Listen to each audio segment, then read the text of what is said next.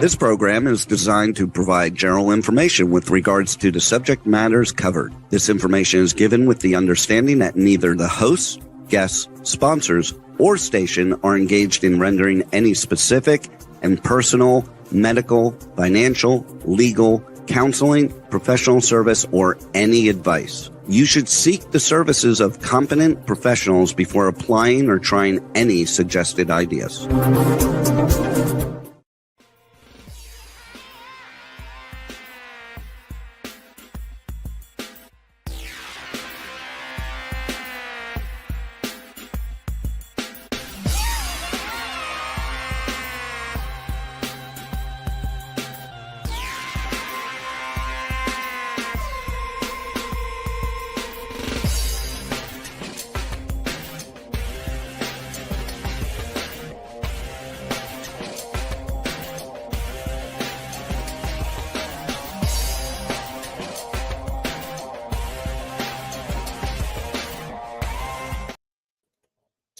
Hey there, it's Brian Sebastian, movie reviews and more. And if it's Tuesday, always give to your favorite charities for one. Dreamweaver Artist Ranch, always subscribe to the arts, the world of Drum Bugle Corps, those people that made things happen. This is Brian Sebastian, movie reviews and more, and we're streaming on over 100 outlets right now around the world. This is show number 158 live in a row. We're keeping our streak going. And obviously streaming on iTunes 247 out of Franklin, Tennessee, Woman on TV. .tv and the Women's Broadcasting Channel, which is now www World TV Network. And the good thing about this, I've been waiting for this show for a long time, and I pushed it once because I wanted to make sure that everybody could get on, for one. I wanted to make sure it was close to Drum Corps season, for two. I wanted to make sure that I got a chance to briefly talk to everybody, for three. I had to make sure I could get rid of all of my hosts, minus Carol, because they don't miss shows. Now, you can see how crowded we are on this, for one. Now, if we had our regular host on, 4 more people, there'd be no room. So I said, take the night off. And they go, why? Because they hate missing shows. I said, it's all about Drum Corps. And they go, okay, do we have to? Can't we come on? I'm like, there's no room.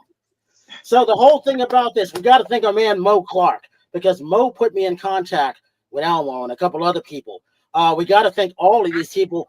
And I want to start first with Carol. Carol, introduce yourself, because Carol didn't have to be on the show. She wanted to be on the show, and she knows how much I love the World of Drum Corps activities and the World Drum Corps. Go ahead, Carol. Tell them who you are. That's right. I'm Carol Register. I'm the creator of the Neuro Wealth Method, and I take women from 6 to 7 figures. I'm absolutely passionate about what I do. This is a time in history where we particularly love you guys who love us women and are holding us high and empowering us at this time in history, because great women deserve great wealth in order to make great impact, just like you guys. So I also co-host, in addition to movie reviews and more, the Unleashed and Unstoppable podcast. We talk about the neuroscience of leadership, health, and wealth.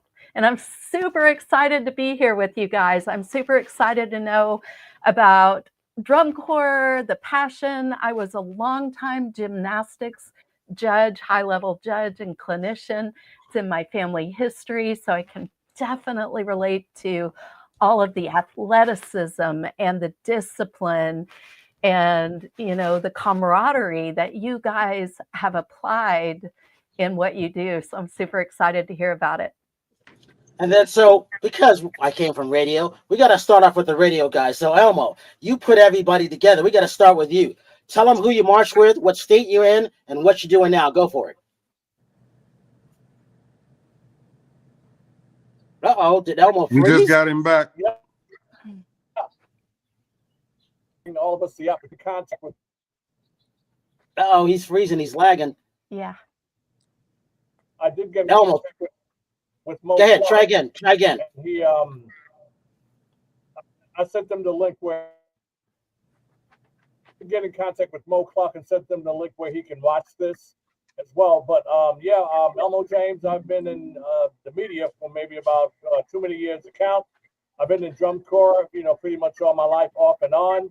I love the activity. I don't like where the activity is now, and that's what we're here to talk about. Edward Dalton, go ahead. VIPs, Drum and Bugle Corps, Washington, D.C.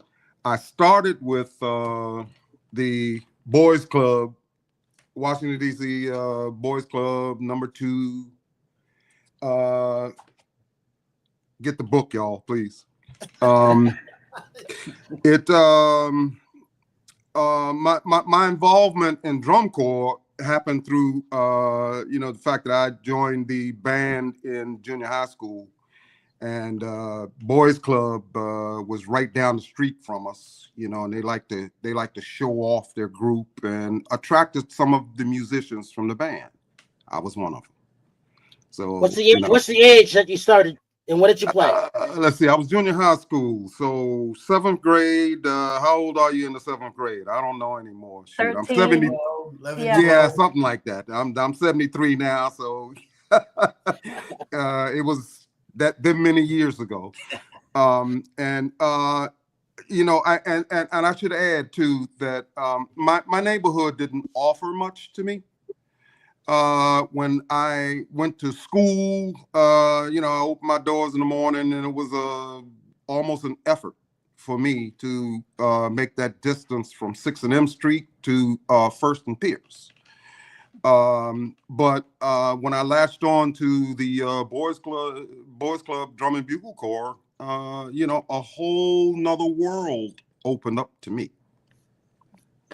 And that's what it's about. Yeah, that's cool. That's Harold Barber, not Carol. Harold Barber. Go ahead. Yeah, I started at 9 years old at the church Glockenspiel Drum Corps. I played cymbals, and then my junior high school teacher, he started the Cadets, and we had the Carter Cadet Drum and Bugle Corps members came and taught us. I transitioned. I marched with them from 1 year in '69. They folded. And then I joined St. Rita's Brassman Drum and Bugle Corps, and I finished out my drum corps career with the New York Skyliners. How many years did you march, Harold? How many years total? Oh my God, long time, bro. Come on, give us a number. This is important. All right, so we're talking on the field from 1969. Last on the field, 2001, I believe. Ooh, how many years is that, Harold? Yeah. Where's the calculator? Come on, tell the audience how many years. Long time, chewy, lasts a long time. Mm-hmm. Yeah. And the reason I'm saying this, Carol, 15 years, I think. How many years? Roughly about 15, I believe. You marched longer than that. What are you talking about? 69 to 01? No way. There was some years off in between. It doesn't matter. All adds up. It does. It doesn't matter. I had some years off in between. Yeah, but you still going to drum corps shows, weren't you? No, not really until the beginning of the 80s. Okay. Yeah. All right. Richard Dawson, who'd you march with? Where you coming from? I marched with Wynn Toppers and Junior Corps from 66 to 72. Marched with Elmo James. So that's my partner from Wynn Center. Went like Harold, I was in Skyliners, so I marched in Skyliners in 72, which was one of the mega corps for 1972. And currently I'm a legal consultant and didn't spend that many years in drum corps, probably actively marching about 8 to 10 years, but it had a big impact on me. Ron White. Well, I was hanging around with the wrong people in my town. And my father was a bus driver, and he took the Cranford Patriots to Wildwood to do the Elks Parade or American Legion Parade. And he happened to blab that his son played the drums. And they said, well, bring him along and we'll teach him how to do drum corps. So my father comes home, he tells me and my sister, we're going to do drum corps. I don't want to do no corny drum and bugle corps. Well, I'm not asking you, I'm telling you. So he forced me to go to my first show, which was in 1969, July, at Memorial Field in Cranford. And I was so rebellious that they sat like on the 50-yard line. I sat in the end zone up on the hill. And the reason why I reacted to St. Rita's Brassman, because that was one of the first choruses I heard. And when they played the 3-beat tap going off the field and I could do it, I was hooked. And to this day, I'm still following Drum Corps. I shoot for Drum Corps World. And right now I'll be getting on a plane at the last weekend in July to do Nashville, et cetera, et cetera. And I this weekend, Saturday, I just celebrated my 50th year of doing photography and my 70th birthday. And there was only one other guy in my town that made it out that wasn't either on drugs, in jail, or dead. And we're the only two that made it out of Woodbridge, New Jersey. And it was because of Drum Corps. It saved my life, you know. So that's my story, and I'm sticking to it. Out of DCI, out of DCI, I've only missed 4 finals since DCI started. Okay, and 2 was because I was covering the Olympics. 1 year I was the gymnastics team photographer. Ooh, and then another year I went to my son started college. So that's it. I'm sorry for hogging the show so far. No, this is what it's all about. People need to they need to know the back history, how old we were when we were taken off the streets, and everything like that. Let's talk about this photo, and Blake, we're going to get to you. All right, someone talk about this photo. I took that shot. Ron, you took that shot? Yes, no, that was. I was following them. I heard they were going to do a parade. I had my trusty little Kodak, and I just lined that up. And did you see Elmo there on the end? And they came through when the toppers came through that day through the community. Okay, so see that small timpani? I carried that small timpani, and I was very, very small. And I just remember in a parade like this, because Carol, we had to march in parades. We were forced to march in parades. I was so tiny that my mother was running to the right-hand side of me, thinking I was going to topple over. But I made it through the 5 miles of that parade. And I kept looking, why is my mom embarrassing me? I'm going to make it. And then when I made it, I went, woo, and everybody clapped because they didn't think I was going to make it. That's amazing. And did you guys all start around 1969? Oh, sorry. Go ahead, Elmo. No, I was saying, Richard Dawson, you were in that, right? In that timpani line, right? Yeah, I'm right next to you.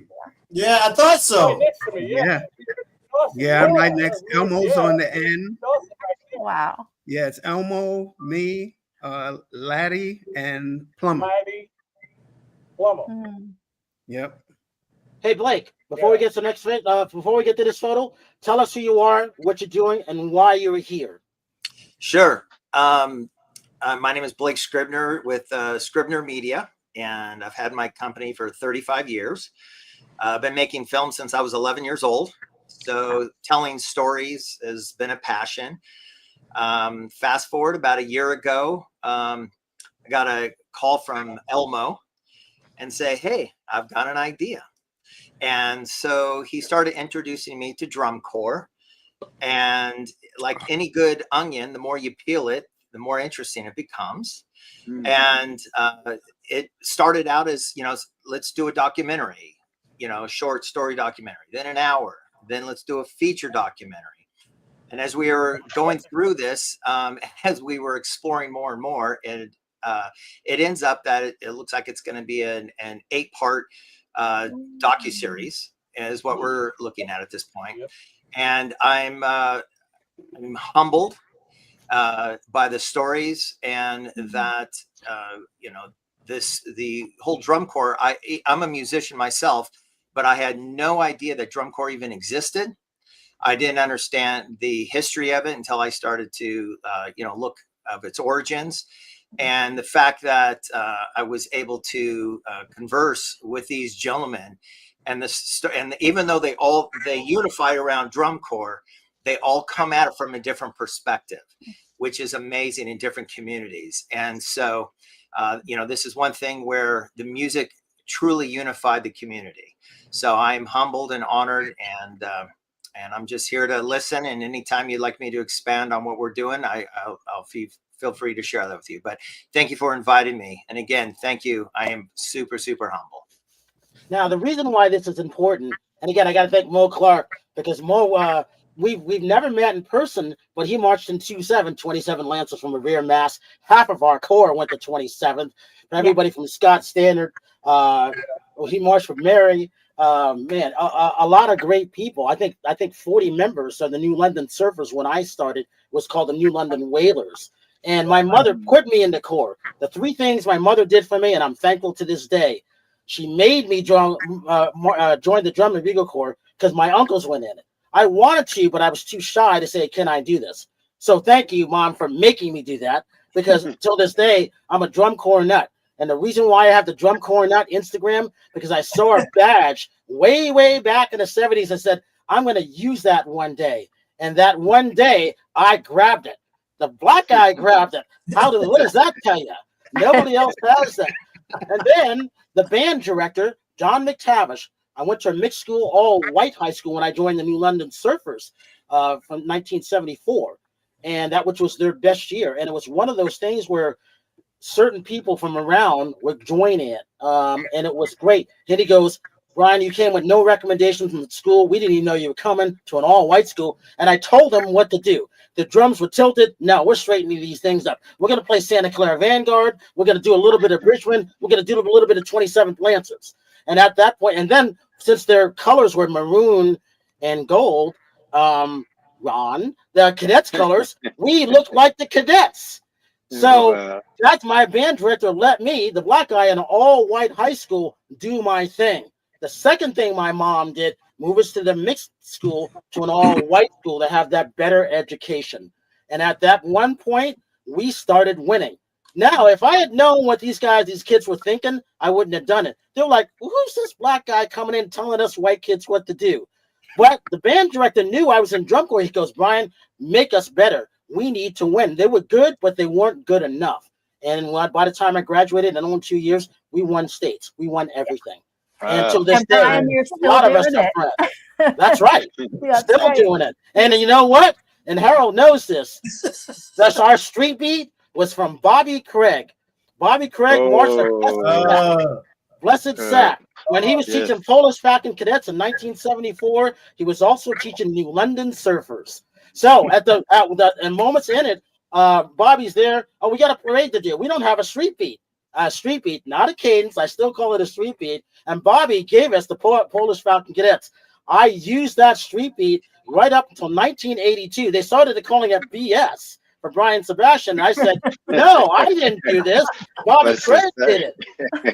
I said, but they all liked it. So imagine this. We all saw, if you had a good street like the CMCC Warriors, had that great drum beat, and people were dancing on the street, a lot of black people, because they could feel the rhythm, and white people like nodding their heads like this. They knew it was good. You knew you had some of us have rhythm. Some of us do. Well, Carol, you do have rhythm. Yeah, that's why I like you. Yeah. Can I tell you a quick story about Bobby Craig? Yeah, Ron. Well, so I was in the Cranford Patriots. Then I went to the Polish Falcon Cadets. And Bobby Craig was our instructor, and boy, oh boy, was he the toughest person to try to teach you to be the best drum line. And we were really, really a good drum line, but I couldn't stand him. It was never good enough. So every year I would quit. And then around March, April, I'd come and see the corps practice. All right, what's open? I want to come back. And I couldn't stand Bobby so much that I named one of my kids after him. One of my kids is Nicholas B. Alexander Wyatt. All right. Wow. That's because he taught me how to perfect and has a photographer to this day, the same technique of wanting to make it the best it possibly could be was what I learned from Bobby Craig. And like I said, every year I couldn't take him anymore, but then I had to name one of my kids after him. So that's my story.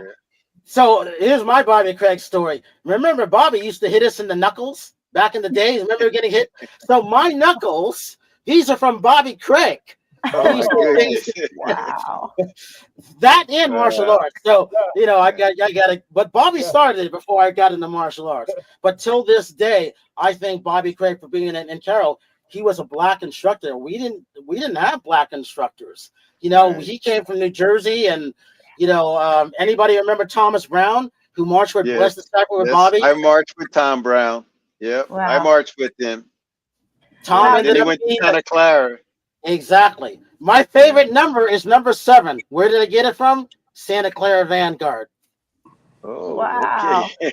Hey, Brian, I was looking, Harold wrote an article for Black History Month as a historian and a school teacher. That was a great article. And you mentioned some of these drum corps, groups, the names of them, and you were referring to some really prominent people back in the day. Do you remember some of those guys that you mentioned in that article you wrote? Yes, we were just talking about that earlier this evening. I wrote the one for Drum Corps World in 2006, and then Mike Boo, I think he marched in the Cavaliers. He reached out to me. He wanted me to do something for Black History Month for DCI, their website and everything. But most of my early instructors were from Carter Cadets. One guy, his name was William Allen. They called him Chicken. I guess we could like Chicken.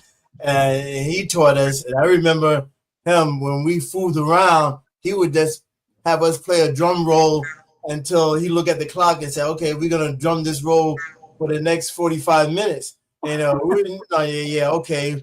And, and there was no stopping. If anybody broke during the roll, we would have to start all over again.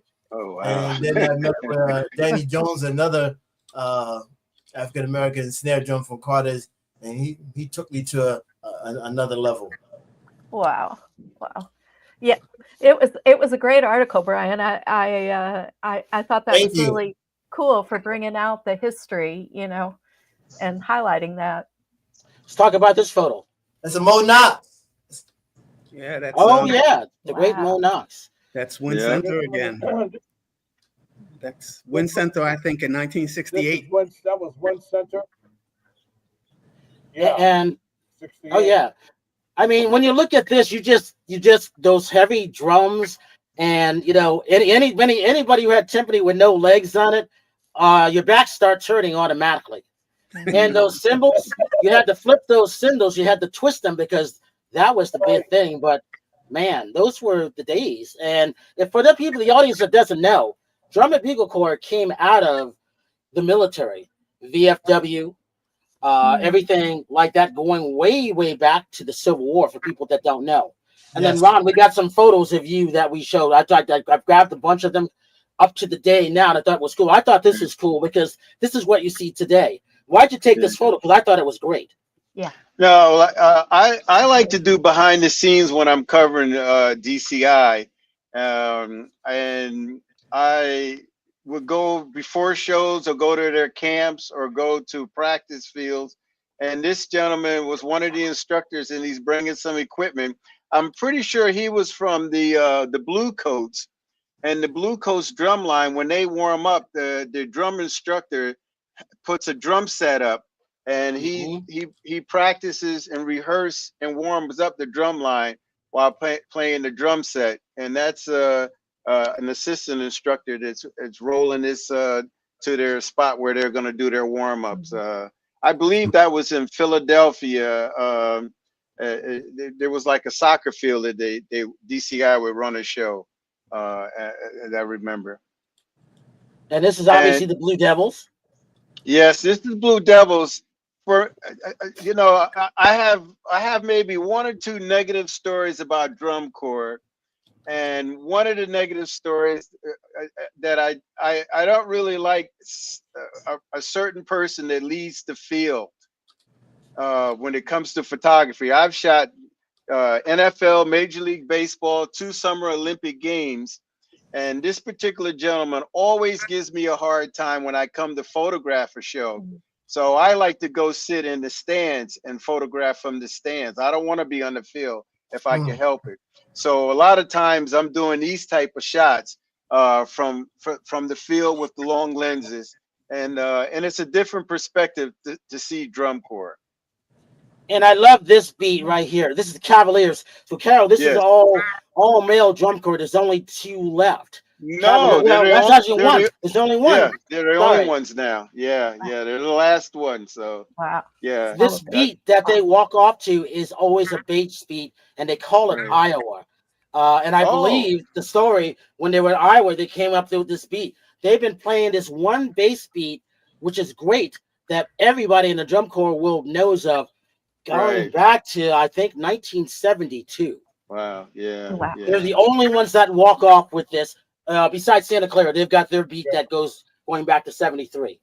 Wow. Yeah. Yeah. And so the Horn Doctor was on a show, and I saw this. I'm like, oh, I got to use this because he was on a show. What he does, he repairs. He started with Boston Crusaders from Boston, Massachusetts, and he started to repair horns. And he got so good, they started calling him the Horn Doctor, and other corps would start to use him. He's in Kansas City, but he goes around with the drum corps and repairs all the horns because it's hard to find someone to repair instruments. Right. Right. Yeah. Wow. Wow. And this one is interesting because these two people were playing for xylophone, and they were taking turns jumping back and forth on it, and they were spinning them in a circle. And I thought that photo was great. Yeah. That's Cavaliers.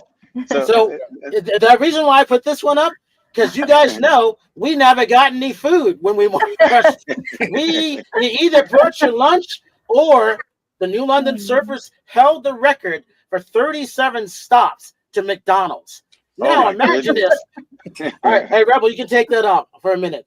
Now imagine this: 37 stops going to McDonald's. Imagine you're a McDonald's employee and you see this whole bus, 5 buses pulling up. Yeah. Where there's almost 100-something kids rushing in. Right. Yeah. And they're calling people. I saw this. They're calling people because they're not prepared for this. We just prepared. That's how we ate. Now, if you were 27 Lancers, my friend Mary will tell you, they didn't have any money. They were eating peanut butter and jelly sandwich or one-sided peanut butter. People don't talk about these great things back in the day. But Elmo, Harold, and I'm sorry, Richard, you guys, these are the stories that happened. That's how we ate. That's how we lived. No, we got home. Brian, you guys, who is Eugene Bennett? A lot of those photos are wonderful, where they have taken the activity to that level. But I would like to hone in personally. How did them doing that affect the Drum and Bugle Corps in the Black communities? Where are they now? We couldn't afford the fees to do DCI. That's why doing our research, we found out so much information, the amount of corps, African American drum corps that was spread out throughout the United States. And trust me, when you get this in this series that we do, you're not going to believe it. But what happened? Where did they go? They couldn't afford the fee. They couldn't afford the fee to be a part of DCI. It affected the communities in general, and then it affected them. It affected the kids individually because they couldn't afford the fee to get into a DCI Drum and Bugle Corps. Yeah. The traveling was local. In other words, I can just give you New York for an example. We would travel from New York to Brooklyn, to Queens, to Long Island. The travel was minimal. We might go to DC or VIPs, for example. They might come into Brooklyn. So the kids would be home that next night or that next day. They come in that morning. By the afternoon time and evening, they're back home sleeping in their beds. And right now, the kids in the community, especially in the inner city communities, don't have that luxury anymore. And that's why we're doing this documentary to find out what the hell happened. Why did this activity just totally get taken out of the Black communities where it belonged, where it started to prosper? And if you can find one, Harold, I think we didn't find one, did we? No. Wow. Yeah, it was all a wrap for New York City drum corps, in the 70s. The only ones that lasted long was had the Lancers, New York Lancers. They made it into the 80s, and Warriors made it into the 80s. I think by early 90s, it was a wrap. Yeah, when you look at a city like New York, just in Brooklyn, you had Wynn Center, Carter Cadets, Riversiders. You had and smaller corps that may not have been on a competitive level, but now there's nothing because it is cost prohibitive. You certainly can't join DCI because, as Elmo said, the kids can't afford the fees that you have to pay, which I believe runs into the thousands of dollars to. Last year, I talked to a family for the Blue Coats and Blue Devils. It's costing between $5,000 and $7,000 a year to march. And then if you live in New York and you want to be in the Blue Devils, then you got to fly out once a month for practice. Okay. And so it is really, really, really bad. And I just started, I'm not really making it a race issue, but I just started watching. Some of the corps are starting to put things on YouTube now. And I'm not seeing a lot of black musicians in a lot of the drum corps right now. And it's like, for me, I hear older people complain that drum corps isn't the way it was in the 70s, but that's not how I look at drum corps. I look at drum corps because it saved my life. It made me the person I am today. So I don't care about the new way they play and that they don't do the march like we used to, and they do all the things they do now. But I just wish more people in my situation from the city could join, because it is a life-changing experience, and it's made me who I am today. And that's the one part I regret. I think even DCI is in trouble now because it's so expensive. To pay for insurance to travel for the drum corps is astronomical, the figures, and that's the sad part about it. DCI is DCI Drum Corps International. Is that what it is? Yes. Yes. But I think drum corps has to get back to the ground level, back to starting parade corps. And if you want to set up a circuit like we had when we were in drum corps in the local cities and the local communities, every drum corps does not have to be DCI. It is cost prohibitive, and I actually think that I appreciate DCI corps, but it could be a waste of money. The money could be spent wisely and have more of an impact, and have the impact that Ron is talking about. Well, Richard, this begs the question for me. Who's talking? This begs the question for me, Richard, just feeding off of what you just said, is we had VFW, we had American Legion, we had CYO, we had, I just pointed this book out to you here, the Boys Club of America. Where did they go? What happened to them? I can tell you what happened. It's the same thing when I was asked to join the Beverly Hills Friars Club in the early 90s. They had no minorities. Anybody remember Fred the Hammer Williamson? He was the first one in, a black guy who real estate. And I was just, think of this, Butch from the original Little Rascals, Tommy Butch Bond, and everybody remember, oh God, my good friend, he was in It's a Mad, Mad, Mad, Mad World. Oh, he had a show in the 50s. I can't believe I can't remember his name. What, Rochester? Who? Not Rochester. No. It'll come to me, but he brought him in to that. And the reason he said, Brian, the reason we want you to come in because our members are older, whiter, and they're aging and they're dying off. We don't have anybody to replace them with. And this is in 1991 or 92, they said that to me. And I said, oh, I'll join in. And when I got in there, I was like, oh, this is interesting. They didn't have anybody to replace the aging members. And they didn't know how to do that. And the reason why DCI is in trouble, it's the same thing.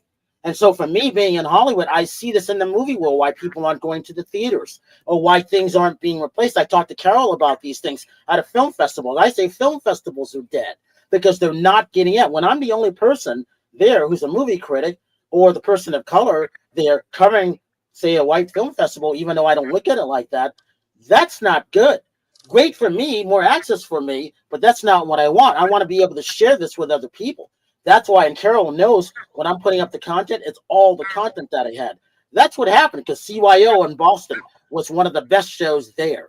American, VFW. I loved going to AI was something American Legion or something in Butler, Pennsylvania, I think it was. Right. That's how we got a chance to travel to all those shows. And I remember those things like that is important. Can it be done, Richard? I believe it can, on what you're talking about. Elmo, are you on the right track? I believe you are when you're talking about that. Blake, I think it's a great thing that you're doing these things. Harold, my hat goes off to you for marching and teaching all those years. Ron, I really celebrate you because I didn't know you were a black photographer out there shooting. We met by accident on a Zoom call with one of our friends. We had no idea. And then my friend said, he goes, did you know that, Ron marched? I'm like, no, what are you talking about? He marched in a drum corps? Yeah, he's a photographer. What? No, we didn't know. We met by accident. It wasn't an accident. Let's show this photo. Look at this line. Another Mo Knox. Oh, look at that line right there, buddy. Are you in there? Are you in there? Yeah. I'm third from the left, and Dawson is, I think. I'm somewhere in there. I don't know where I am. Wow. I think standing right there. I'm standing right next. I'm third from the left, and then I think right next to me was Dawson. Yeah. Because Dawson was playing snare. We were playing tenor snare. Yeah. Look at those feet. Let me stop. When you think of those things like that, it brings back memories of everything. Hey, Blake, let me ask you this. Yeah. The stories that you've heard so far, where are you on filming things, and what are you thinking hearing some of these stories? Yeah. I mean, look at this. They used to take photos like this. I don't have any photos of me marching, and the reason for that is we had a flood in 1978. Anything that my mother or father took photos of was destroyed and lost. I have nothing of me marching. So I'm in when the back row on that one. Yeah, that's called a Cadets. I'm in the back. I'm holding the flag. That's another story. Well, and that's David Grohl there. Don't laugh, Elmo. That guy is. There's only so many stories that are original and can be told. And when I've pitched this story, it's like I'm bringing them something that is under a rock somewhere that they are just surprised that they don't even know about it or that it's been exploited, right? We'll call it from a Hollywood perspective.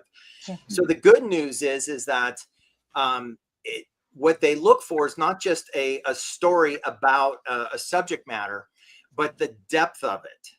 And that's what hooked me, is that, trust me, I get pitched weekly on projects, from feature film, TV to streaming media.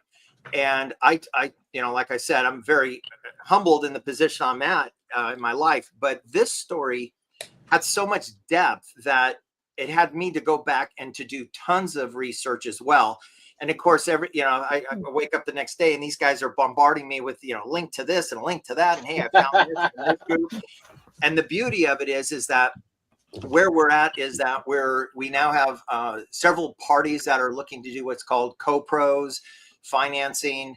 And it's just a matter of, not taking just any money, because then you have different, demands on the project. And the idea is to keep the story, which is really the essence of this, and I'm trying to preserve that at the same time.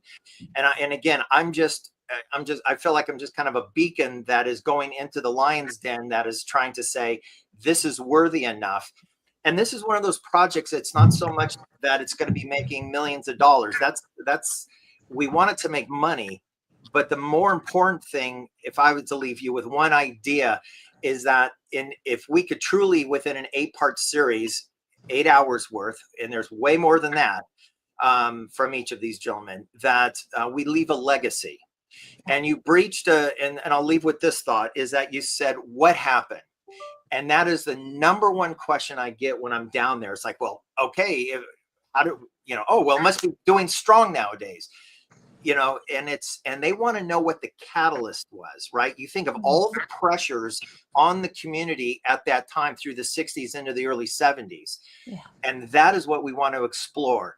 And all of these men, I know, it's changed all their lives. It was, you know, something that was bigger than themselves that they can attach themselves to. And that to me is magical. You don't run into those kind of stories. Those are almost like what fairy tales are made of. And and like I said, is that we have to, the people that are interested in this, is we want to make sure that they're interested for the right reason, and that they will leverage this and get this out there. Because not only is it just telling a story, it's also educating the next series of kids that come up that are playing, that they don't just go into one type of music or rap or bands or maybe just listening to music, but now they've got a way out. And that to me is and again, it's these communities, if we can just ignite that spark and say, this is the way to do it. And it does take money, right? I mean, everyone says, you know, it takes thousands of dollars to do this, but if we can get the right partners behind this, which I believe we are so far, that we can bring this to fruition. So we'll have offices in New York, we'll have offices in LA, and then we're just going to open the floodgates. And I'm sure, you know, we'll have lots and lots of stories and people. And then I won't go into so much how we're going to organize it, but it will be from an historical perspective. And as we hit each decade and each of those, we're going to go and peel each of those onions. So the good news is there are interested parties, that people are interested in this, and that they see that there's a lot of depth. And the number one thing is, they didn't even know it existed. I didn't even know it existed. And that is the rarity of this. So I just feel super blessed. All right, everybody. We got a couple minutes left. Carol, I know you got one question, and then we're going to have everybody end up with the social media links so people can reach out to everybody. Go ahead, Carol. Yeah. So, you know, when you look at the history of this and what Blake was just saying, I would love to know, like, you know, where each of you are perhaps have the potential to stretch even further in your involvement. And that may be asking a lot. But I look at the writing that you've done, now the storytelling through film that's being done, the photography and the radio. You know, are there ways that you're able to volunteer to help ignite this passion, this fire under these young men and women who are, you know, this is available to them, this is available to support their lives and to bring a benefit that you guys have described today? Carol, I have a relatable. I have a relatable story, if I may. Go ahead. Go ahead. John Brazali was inducted into the DCI Hall of Fame. Okay. And he did it with what's the name of the group with the guys with the pith helmets? We talked about it the other day, Blake. What, Phantom Regiment? Phantom Regiment. Thank you. Thank you, Harold. He was the instructor, or the color guard instructor for them. Wow. But he spent 8 years with the VIP women, the group. Wow. That won 3 state titles.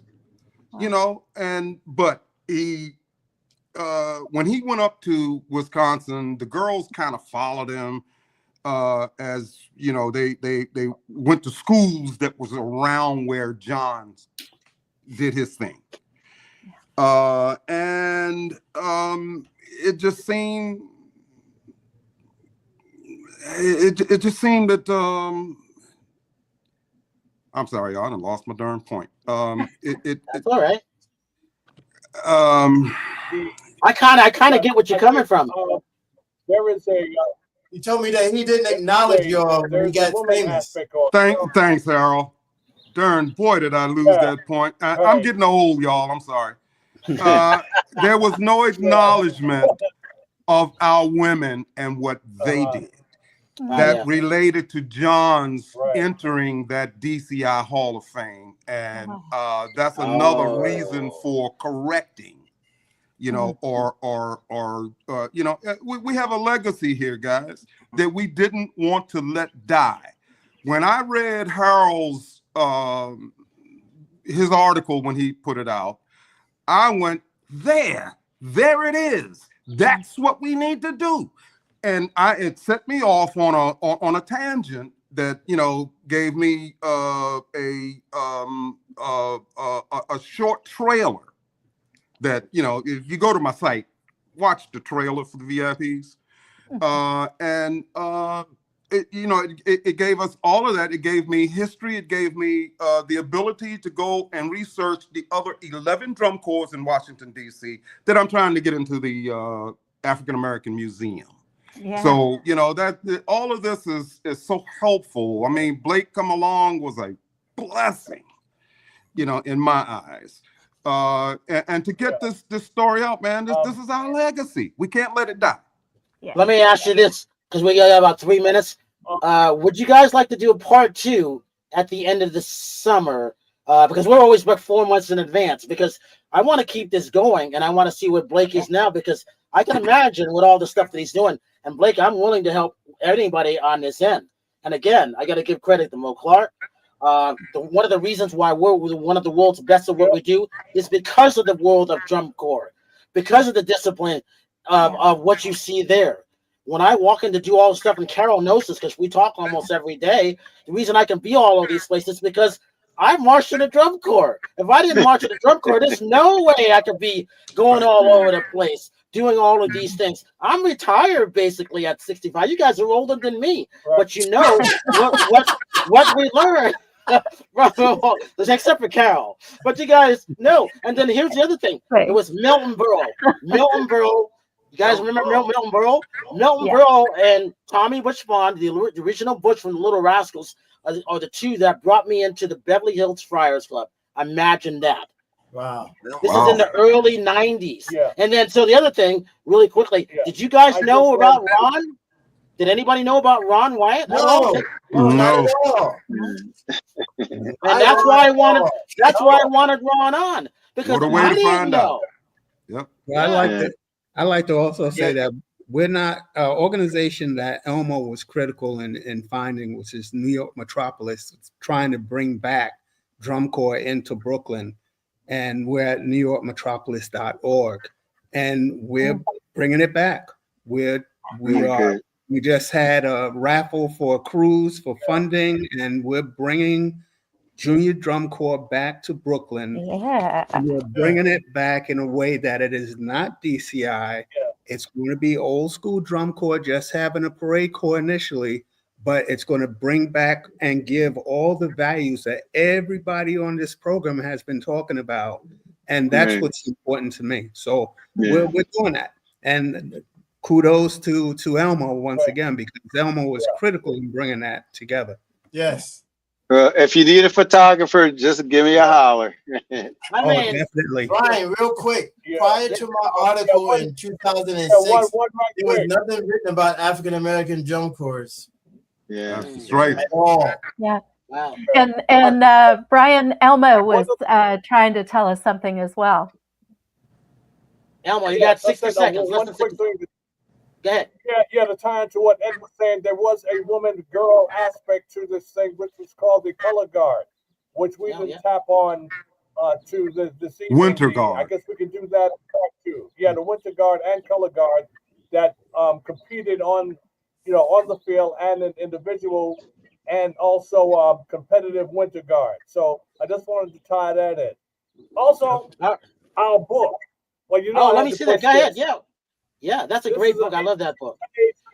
Winston the Toppers. Right, it's available on Amazon. Books, you can pick it up. Minimal 82 page, and I mean it has a lot of historical value as far as any one of the major inner city drum and bugle corps in the, I would say, in the United States. Wow. All right, everybody. I got to thank everybody. I will do a part 2 if you guys are open sometime near the end of October. And the reason it's October, because that's where we are. I only got 13 shows to book for the rest of the year, and that's it. So I got to thank everybody for coming on because it's about history. Thank you. This one, it's about history and thing. And Blake, thank you so much. Carol, thank you for being the non-member, but you know what it's like being in the world of gymnastics. Ron, thank you for those great photos that you took because they didn't know you. Harold, Okay. I'm glad we started some Zoom, interviews back with everybody else. Richard, honor and pleasure to meet you. Edward and Elmo, I'll be listening. And as I always say, have a good night tonight, a better day tomorrow. You see someone without a smile, please give them one of yours because the world needs it. This is Brian Sebastian, movie reviews and more, and March 4th, and we will see you next week. Amen. Amen. All right.